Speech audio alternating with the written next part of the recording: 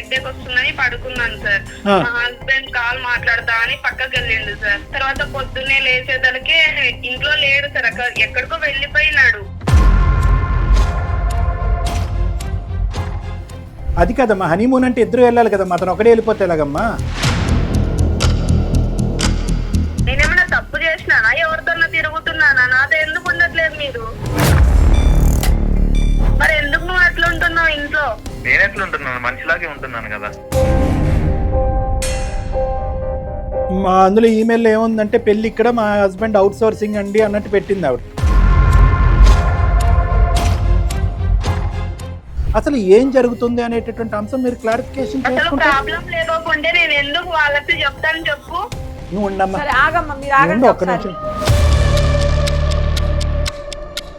Past లో నేనేదో love చేసి బ్రేకప్ అయినట్టు తిడుతున్నారు మీ అమ్మ వాళ్ళు. నేను ఏం చేసినానని అసలు.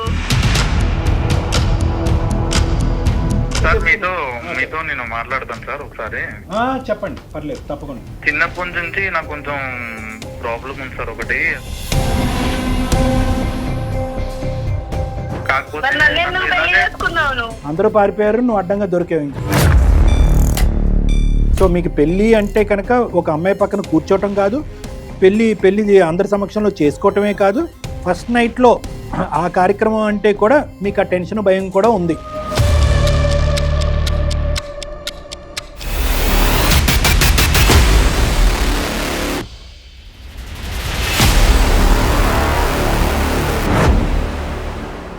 సుమన్ టీవీ అందమైన జీవితం కార్యక్రమానికి స్వాగతం. ప్రస్తుతం మనతో పాటు ఉన్నారు ప్రముఖ సైకియాట్రిస్ట్ డాక్టర్ కళ్యాణ్ చక్రవర్తి గారు. డాక్టర్ గారు నమస్తే అండి. నమస్తే మేడం. డాక్టర్ గారు, ఒక మెయిల్ అర్చన అనే అమ్మాయి చేసింది మనకు.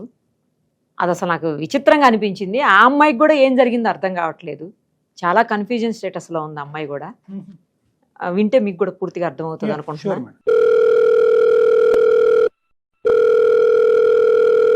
హలో హలో, అర్చన గారేనండి? అండి, మీరెవరు? నేను నిరుపమ, సుమన్ టీవీ అందమైన జీవితం కార్యక్రమం నుంచి కాల్ చేస్తున్నానమ్మా. మీరు మాకు మెయిల్ చేశారు కదా, అందుకని కాల్ చేస్తున్నాను. మనతో పాటు డాక్టర్ కళ్యాణ్ చక్రవర్తి గారు కూడా ఉన్నారు. థాంక్యూ మేడం, నా మెయిల్ కి రిప్లై ఇచ్చినందుకు. అసలు ఏం జరిగింది అనేది డాక్టర్ గారికి చెప్పండి, అప్పుడు దీనికి ఒక పరిష్కార మార్గాన్ని వెతికే ప్రయత్నం చేద్దాం. Okay madam. అర్చన నమస్తే అమ్మా. నమస్తే సార్. మేడము కొద్దిగా ఇందాక ఏదో అర్థం కానటువంటి విషయము అందరినీ మాకే కన్ఫ్యూజన్గా ఉందని అన్నారు. ఏంటమ్మా అసలు ఏంటి ఇష్యూ, ఏంటి, ఎవరిది ప్రాబ్లము? నా హస్బెండ్ సార్. ఎక్కడి నుంచి మొదలు పెట్టాలో, ఏం చెప్పాలో ఏం అర్థం కావట్లేదు సార్. చెప్పండి, పర్వాలేదు. ఏమైంది? మ్యారేజ్ అయ్యి 1 month అయింది సార్.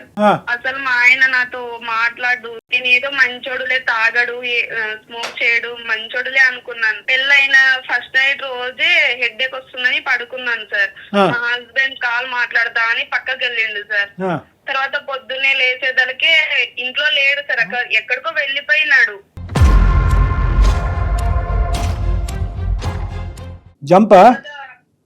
మా రిలేటివ్స్, మా అత్త, మామ అందరూ నన్ను తిడుతున్నారు సార్. నువ్వు వేస్ట్, అది ఇది ఏం చేసినావు, మా ఇంటికి వచ్చి నువ్వు కాళ్ళు పెట్టినప్పుడే మా కొడుకు ఇట్లా అయిపోయినాడు, నీ దరిద్రమే ఇది అది, నన్ను అందరూ నా మీద. వాడు జంపు జిల్లాని అయితే నువ్వేం చేస్తావమ్మా? ఇప్పటికి కూడా రాలేదా? వచ్చినాడు మేడం.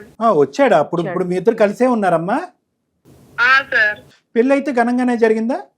జరిగింది సార్. లవ్ మ్యారేజ్, అరేంజ్డ్ మ్యారేజా? Arrange marriage madam. Arranged marriage అయ్యింది. ఫస్ట్ నైట్ రోజు అయితే మాత్రం నువ్వేమొచ్చి అలిసిపోయి పడుకుని ఉన్నావు, అతనైతే కనుక కళ్ళు తెరిచి చూసేటప్పటికి ఫోన్ మాట్లాడుతూ మనిషి అక్కడి నుంచి గాయమైపోయాడు. ఎన్ని రోజుల తర్వాత వెనక్కి వచ్చాడు? 10 days తర్వాత వచ్చినాడు సార్. 10 days తర్వాత వచ్చాడు. ఇప్పుడు 20 రోజులు బట్టి మీ ఇద్దరు కలిసే ఉంటున్నారు. ఎక్కడికి వెళ్ళారంట?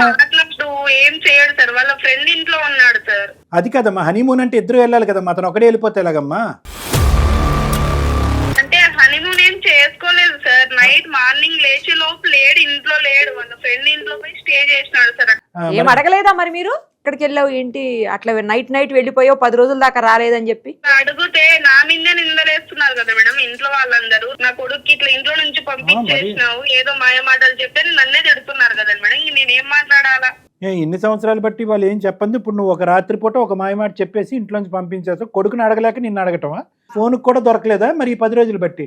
లేదు సార్, వాళ్ళ ఫ్రెండ్ తీసుకొని వచ్చినాడు సార్ ఇంటికి. ఏమంటున్నాడు మరి? ఓకే, మీ అత్తమామల్ని అంతా నీ మీద దుమ్మెత్తి పోస్తున్నారు కానీ మరి నీకేం చెప్పాడు మీ ఆయన? ఎందుకు వెళ్ళిపోయాడంట? ఇష్టం లేని పిల్ల? తెలీదు సార్. అదేంటమ్మా తెలియకుండా ఎలా ఉంటుంది? మరి 20 రోజుల పాటు మీరు ఏం చేశారు? వచ్చి 20 రోజులు అయింది కదా, 20 రోజుల పాటు మీ ఇద్దరు కలిసి ఉన్నారు. ఏమైనా ఉందా అంటే రిలేషన్షిప్ ఏమైనా ఉందా? అది కూడా ఏం లేదా?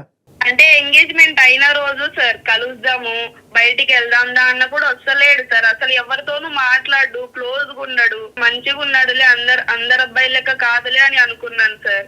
నువ్వేమన్నా అనుకో, కానీ నేను అనేది ఏంటంటే బేసిక్ కొద్దిగా ఉండాలి కదమ్మా. ఒక మొగుడు పెళ్లి చేసుకుని ముందుకు వచ్చినప్పుడు భార్యను ఎలా చూసుకోవాలో రావాలి, ప్రేమ ఆప్యాయతలు ఎలా ఇవ్వాలో తెలియాలి, శారీరకపరమైనటువంటి అంశాల గురించి కొద్దిగా తెలిసి రావాలి. ఇవేమీ తెలియకుండా ఆ పెద్దలు మాత్రం ఇతను పెళ్లి ఎలా చేశారు? దీన్ని బట్టి చూస్తే అతనికి పెళ్లి అనేటటువంటి వ్యవహారానికి అసలు మెంటల్గా ప్రిపేర్డే కాదు అతను. అసలు అది అర్థం కాకనే మీకు వేసాను సార్. సో ఇప్పటికీ కూడా 20 రోజుల పాటు నీ దగ్గర మొగుడైతే కనుక తిరిగి వచ్చాడు అనేటటువంటి మాటే కానీ మనిషిలో ఎటువంటి చలనం కానీ ఏమీ లేదు. ఏం లేదు సార్. వాళ్ళ పేరెంట్స్ ఎలాగా అతన్ని సమర్థిస్తారు? మొహమాటం ఎక్కువ నా కొడుక్కి, ఏం మాట్లాడు, నువ్వే చూసుకో అని చెప్పినారు సార్. అంటే ఇంట్రావర్ట్లు ఉంటారు కానీ మరి ఇంత ఉంటారా? ఇంట్రోవర్ట్ ఒకటి మేడం, ఇంట్రోవర్ట్ లేదంటే భయస్థుడు, ఇంకోటి ఏదన్నా ఉండొచ్చు, లేదంటే సెక్షువల్గా పెర్ఫార్మెన్స్ లేకపోవచ్చు, ఏమైనా రకరకాలు ఉండొచ్చు. బట్ ఏంటంటే కనుక అతని యొక్క లోపం ఏంటి అనేది తల్లిదండ్రులకి అటువైపు కుటుంబ సభ్యులకి అస్సలు తెలియదు అనుకోవటానికి లేదు. వాళ్ళు ఏంటంటే ఈ అమ్మాయి మీద అబాండం దానికి ఏంటంటే అసలు సమస్యకి పరిష్కారమే లేకుండా పోయింది. అవునమ్మా కొద్ది పిరికోడమ్మా, భయస్తుడమ్మా, కొద్ది నిదానంగా అలవాటు చేయమ్మా, లేదంటే డాక్టర్ దగ్గరికి వెళ్ళండి అని వాళ్ళు సపోర్ట్గా ఉంటే కనుక బాగుండేది. నువ్వు పెళ్లి చేసుకున్నావు కాబట్టి నీ ఇష్టం, అంత నీదే బాధ్యత అంటే నువ్వేం చేసావో అది తప్పు కదా మేడం. సరే ఆయనకి ఫోన్ ఫోన్ ఒకసారి కలపమ్మా. ఏం పేరు మీ హస్బెండ్ పేరు? కలపండి అమ్మా. The person you are speaking with has put your call on hold. Please stay on the line. మీరు మాట్లాడే వ్యక్తి మీ కాల్ ని. హలో హలో చెప్పు.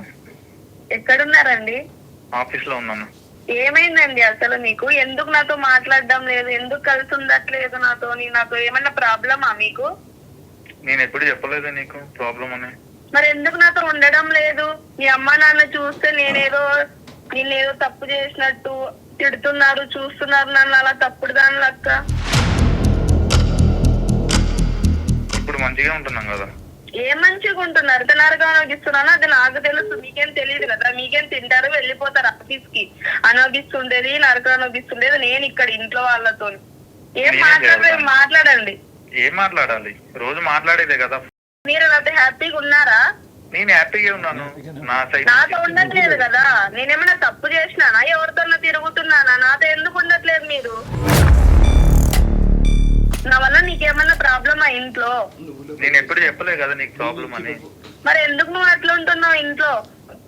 నేను ఎట్లా ఉంటున్నాను? మనిషిలాగే ఉంటున్నాను కదా. ఇవన్నీ కాదులే కానీ సుమన్ టీవీ వాళ్ళకి కాంటాక్ట్ చేస్తా, మాట్లాడండి. ఏం మాట్లాడతారు? నాకేం పని వాళ్ళతో? నువ్వెందుకు కాంటాక్ట్ చేశావు? వాళ్ళతో మన లైఫ్ రోడ్డు పాలు చేద్దామని చూస్తున్నావా ఏంటి? మేము సుమన్ టీవీ అండి, అందమైన జీవితం కార్యక్రమం నుంచి నాతో పాటు డాక్టర్ కళ్యాణ్ చక్రవర్తి గారు కూడా ఉన్నారు. మీ వైఫ్ మాకు మెయిల్ చేశారండి మీ ఇష్యూ గురించి. అందుకనే మేము ఆమెకు కాల్ చేసాము, మేము మీకు కాల్ కలపమని చెప్పాము. ఇప్పుడు మీరు మాట్లాడిందంతా కూడా మేము విన్నాము. చెప్పండి. అంటే ఆవిడ పంపించినటువంటి ఈమెయిల్ పంపించారు ఆవిడ, కానీ ఆ ఈమెయిలే మాకు అర్థం కానటువంటి పరిస్థితి. అందులో ఈమెయిల్ ఏముందంటే పెళ్లి ఇక్కడ, మా హస్బెండ్ అవుట్ సోర్సింగ్ అండి అన్నట్టు పెట్టింది ఆవిడ. మరి ఆమెతో మాట్లాడుకోండి, నాకెందుకు కాంటాక్ట్? ఇప్పుడు ఆవిడ సమస్య మీరైనప్పుడు ఆవిడతో నేను ఎలా మాట్లాడతామండి? ఆవిడ మాకు కంప్లైంట్ పెట్టి ఒక ఇమోషనల్ సమస్య ఉంటే మేమిద్దరం చూసుకుంటాం, మీకేం పని అండి? ఒక్క నిమిషం మా మాట వినండి. ఇక్కడ ప్రాబ్లం అనేటటువంటిది కేవలం ఆవిడ సమస్య గురించి మాకేం పంపించలేదు. పెళ్ళైనటువంటి ఫస్ట్ నైట్ రోజే మా హస్బెండ్ కనిపించకుండా పోయాడు, ఎక్కడికి వెళ్ళాడో కూడా తెలియదు. కొన్ని రోజుల తర్వాత వాళ్ళ ఫ్రెండ్ మళ్ళీ డ్రాప్ చేశాడు మా ఇంట్లో. పోనీ వెనక్కి వచ్చినటువంటి వ్యక్తి ఇప్పటి వరకు మాట లేదు, మంచి లేదు, సంతోషం లేదు, ఏమీ లేదు. ఎక్కడ గొంగలు అక్కడే ఉంది. పైపెచ్చి ఏంటంటే మా అత్తారు అందరూ కూడా నా మీద దుమ్మెత్తి పోస్తున్నారు, నువ్వే మా ఆయనకి మా కొడుకు ఏదో ఇచ్చేసేసావు కాబట్టి వాడు అలా అయిపోయాడు, పెళ్లికి ముందు బాగానే ఉన్నాడు, ఇటువైపు ఒక గన్ను అటువైపు ఒక గన్ను, ఈ 2 గన్నులు నేను తట్టుకోలేకపోతున్నానండి, మాకు హెల్ప్ చేయండి అని చెప్పి ఆవిడ మాకు ఫోన్ చేసి. మీరు చూసారండి? మేము చూడలేదు కాబట్టి మీ దగ్గర నుంచి క్లారిటీ అయ్యా. నేను అందుగురించి నిన్ను అడుగుతున్నా. మీకు చేసింది ఫోన్ ఏం జరిగింది తెలుసుకోవడానికి, మీ సైడ్ నుంచి మీ వెర్షన్ కూడా విందామనే కదా చేసాం, లేకపోతే డిసైడ్ చేసేసేవాళ్ళం కదా. దాన్ని డిసైడ్ చేయాలంటే ఇంకో విధంగా జరుగుతుండేదే కదా, నేను నిజం చెప్తున్నా కదా. నువ్వు నిజం చెప్తున్నావు, నువ్వు అనుకుంటే సరిపోదు కదా. ఎందుకు వెళ్ళిపోయారు అసలు, ఏంటి మీ ప్రాబ్లము, అన్ని రోజుల తర్వాత మళ్ళీ వచ్చి ఆమెతో సరిగా ఎందుకు ఉండట్లేదు, ఇవన్నీ చెప్పండి డాక్టర్ గారితో ఒకసారి. మీరు ఇక్కడ డైరెక్ట్గా మేము ఏం కంక్లూజన్కి రాలేదు. ఆ అమ్మాయికి ఒక క్లారిటీ ఇవ్వడానికి మీ ఇద్దరి మధ్యన మీకు న్యూసెన్సే కదా, ప్రతిరోజు మీరు ఇంటికి రావటం, ఆఫీస్ నుంచి రావటం, ఆ అమ్మాయి బాధగా ఉండటం, మీరు ఆ అమ్మాయితో మాట్లాడకపోవటం. పెళ్లి చేసుకున్న తర్వాత ఈ ప్రయాణం ముందుకు సాఫీగా ముందుకు జరగాలంటే ఏదో ఒకటి సపోర్ట్ రావాలి. మీ పేరెంట్స్ సపోర్ట్ రావట్లేదు, ఆ అమ్మాయి పేరెంట్స్ సపోర్ట్ రావట్లేదు. మేము ఆ అమ్మాయి మాట ఏం గుడ్డిగా నమ్మలేదు. మీ క్లారిటీ గురించి మీకు ఫోన్ చేసాము. అసలు ఏం జరుగుతుంది అనేటటువంటి అంశం మీరు క్లారిఫికేషన్ చేసుకుంటే. ప్రాబ్లం లేకపోతే నేను ఎందుకు వాళ్ళకి చెప్తాను చెప్పు. నువ్వు ఉండమ్మా, ప్రాబ్లం ఉందనే కదా చెప్తున్నా వాళ్ళకి. ప్రాబ్లం ఉందని నా వరకు ఎందుకు వచ్చారంటే నేను సైకియాట్రిస్ట్ నాన్న, ఓకే. ప్లస్ ఏమన్నా రిలేషన్షిప్లో ఎటువంటి ప్రాబ్లమ్స్ ఉంటాయి కనుక అవి కూడా మనం సద్దుమనుగా ఏ విధంగా కౌన్సిలింగ్ చేస్తాం. సో సరైనటువంటి చోటుకే వచ్చారు, వివరాలన్నీ గోప్యంగా ఉంచుతాం. దీనికి మించి మీకు ఏం కావాలి చెప్పండి, హ్యాపీగా చెప్పండి ప్రాబ్లం ఏంటో. అసలు ఇంట్లో వాళ్ళతో నేను నరకం అనుభవిస్తున్నా, నీకేమన్నా తెలుస్తుందా? మీ అమ్మ వాళ్ళు తిట్టడం, ఇటు మా వాళ్ళు తిట్టడము, నేనేదో తప్పు చేసిన పాస్ట్ లో నేనేదో లవ్ చేసి బ్రేకప్ అయినట్టు తిడుతున్నారు మీ అమ్మ వాళ్ళు. నేను ఏం చేసినానని అసలు నేనేం చేయాలా? అసలు ఏం జరిగిందో చెప్పండి గారు, సార్ తోటి అన్న షేర్ చేయండి ఏం జరిగిందో. హ్యాపీగా పెళ్లి చేసుకుని నేను మాట్లాడతాను సార్ ఒకసారి. చెప్పండి, పర్లేదు తప్పకుండా. చిన్నప్పటి నుంచి నాకు కొంచెం ప్రాబ్లం ఉంది సార్ ఒకటి. అదేంటంటే ఏదైనా ఎవరితోనైనా మాట్లాడాలన్నా, లేకపోతే ఏదైనా ఇంటర్వ్యూకి వెళ్ళి ఏదైనా ఇంటర్వ్యూ ఇవ్వాలన్నా, ఫ్రెండ్స్ ఏమైనా స్పెండ్ చేయాలన్నా కొంచెం నాకు అదొక భయం సార్. అంటే నాతో ఉండొచ్చు కదా, నేనేం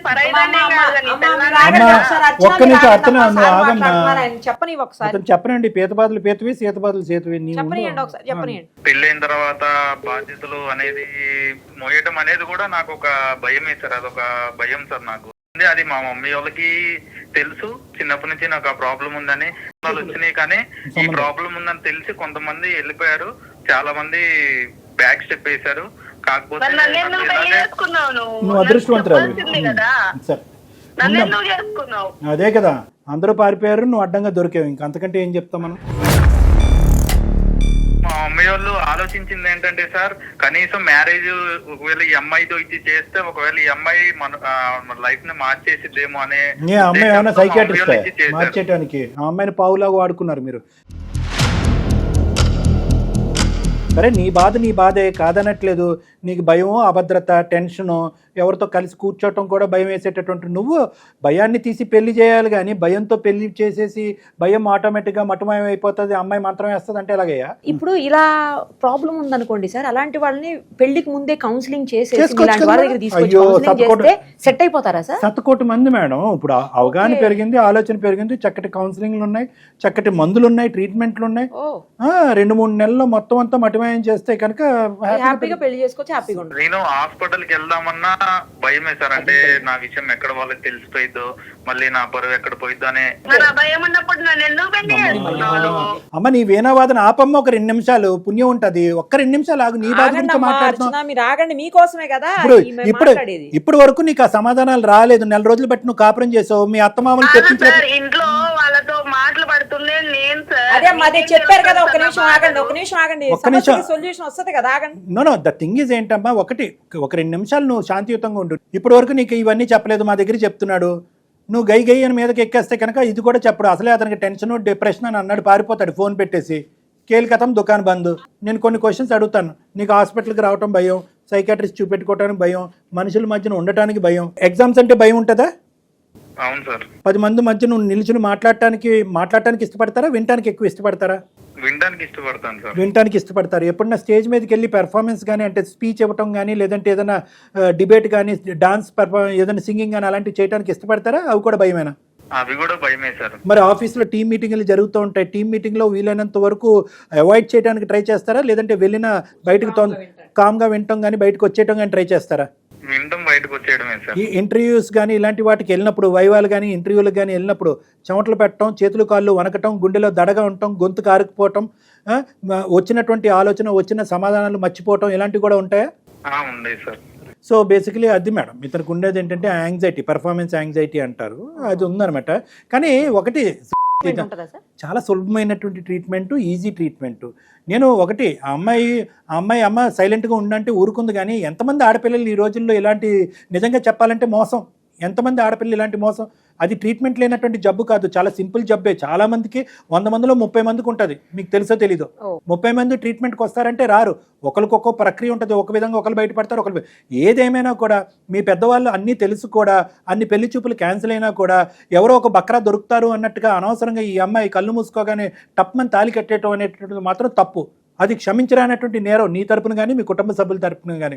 ఈరోజు ఆ అమ్మాయి మాకు ఈమెయిల్ పంపించింది కాబట్టి దీనికి సంబంధించిన డయాగ్నోసిస్, ట్రీట్మెంట్ నేను మాట్లాడుతున్నాను. ఒకప్పుడు చెప్పకపోయి ఉంటే కనుక ఆ అమ్మాయి జీవితం సర్వనాశనం అయిపోయి ఉండేది, మీకు హ్యాపీగా విడాకులు ఇచ్చేసి మీ దారిని మీరు చూసుకుని ఉండేవాళ్ళు. ఒక ఆడపిల్ల జీవితం పాడైనట్టేగా. ఈ విషయం మీద భయం ఉండేటటువంటి వాళ్ళకి ఆ విషయం మీద కూడా భయం ఉంటుంది. ఏంటంటే నేను ఆ first night, second night, third night, ఆ నైట్ల గురించి చెప్తున్నాను. సో ఆ విషయమైనటువంటి భయాలు కూడా ఉంటాయి. ఆ అమ్మాయి నా గురించి ఏమన్నా అనుకుంటుందో లేదో, నాకు పిల్లలు పుడతారో లేదో, ఇలాంటి అనుమానాలు, భయాలు కూడా ఉంటాయి. అవేమన్నా ఉన్నాయా మీకు? అంటే అమ్మాయి దగ్గరికి వెళ్దామన్నా నాకు కొంచెం స్వెట్ వస్తుంది, అంటే భయం, మళ్ళీ ఒక ఆలోచన అలానే వచ్చేస్తుంది సార్ నాకు ఆటోమేటిక్ గా. సో మీకు పెళ్ళి అంటే కనుక ఒక అమ్మాయి పక్కన కూర్చోవటం కాదు, పెళ్ళి అందరి సమక్షంలో చేసుకోవటమే కాదు, ఫస్ట్ నైట్లో ఆ కార్యక్రమం అంటే కూడా మీకు ఆ టెన్షన్, భయం కూడా ఉంది. ఎంత తప్పు నాన్న, చదువుకున్న వాడివి, సాఫ్ట్వేర్ ఉద్యోగం చేసుకుంటున్నావు, అన్ని విధాలుగా బాగున్నావు, అన్నీ బాగానే ఉన్నాయి, ఆలోచన ఉంది, వివేకం ఉంది అని అనుకుంటే కనుక ఇంత అనాలోచితంగా ఒక ఆడపిల్ల జీవితాన్ని ఇది చేద్దాం అనుకున్నారా?